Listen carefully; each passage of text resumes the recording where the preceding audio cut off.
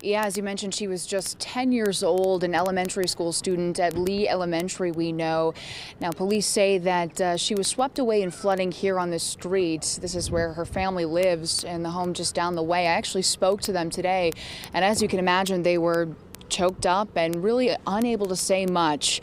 Police say the child had fallen into those rushing waters. She was swept away, and then last night around midnight, her body was found all the way near Randall and Lowell Roads. Today, I also spoke to her teachers, some of her former teachers. They came out to support the family, and they also just spoke about who she was and their reaction to the news. Well, I was at church, and so I started praying. Because I can't imagine, because we've had all those families to lose a sibling, to lose a child. We just can't imagine. There's nothing like it. So she's going to be missed. We love her, but she's watching out over us right now.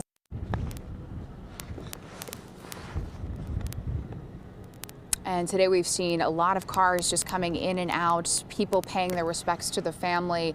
Again, the family just saying what a bright and beautiful young girl she really was.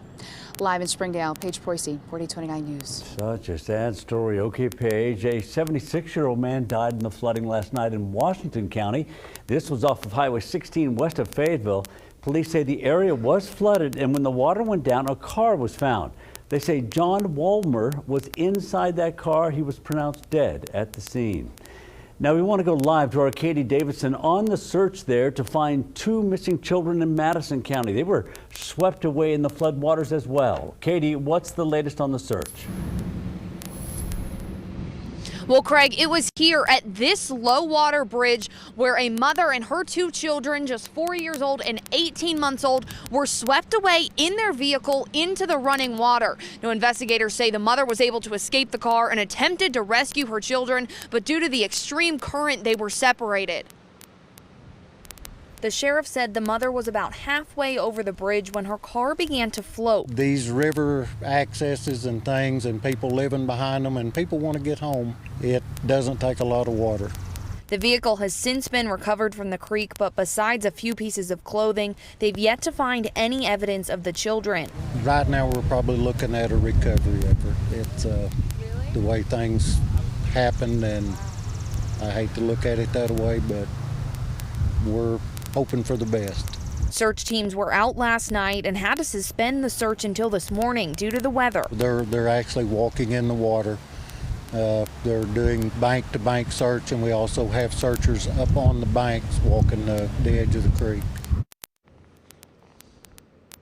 Well, the sheriff said that they will continue their search until dark tonight. They've had helicopters out as well, looking over the creek for areas that can't be accessed by foot or by vehicle. Live in Madison County, I'm Katie Davidson, 4029 News. Oh, wow. Okay, thank you. The sheriff said the water has receded about 5 to 6 feet since the height of last night.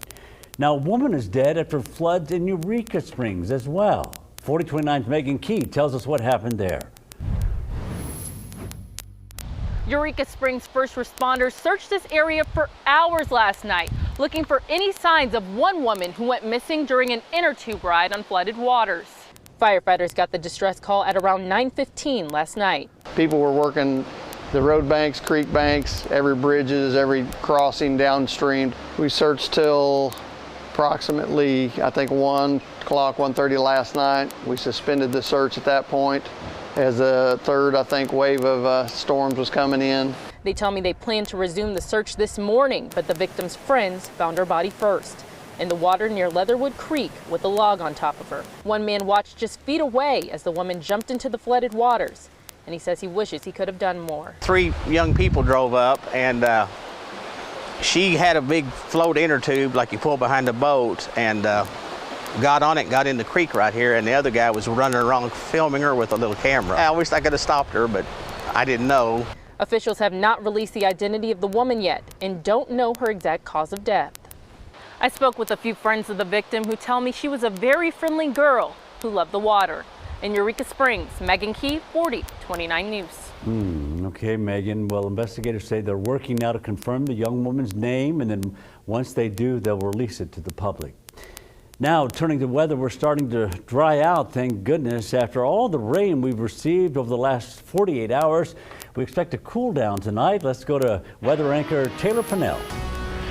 Well, good evening, Craig. As we go throughout the rest of the evening tonight, temperature-wise, we are going to cool back a little bit. Right now, temperatures in northwest Arkansas and the River Valley in the 50s for most folks, 52 for Fayetteville, 53 for Rogers, 59 currently in Fort Smith. But talk about a temperature change compared to the last 24 hours.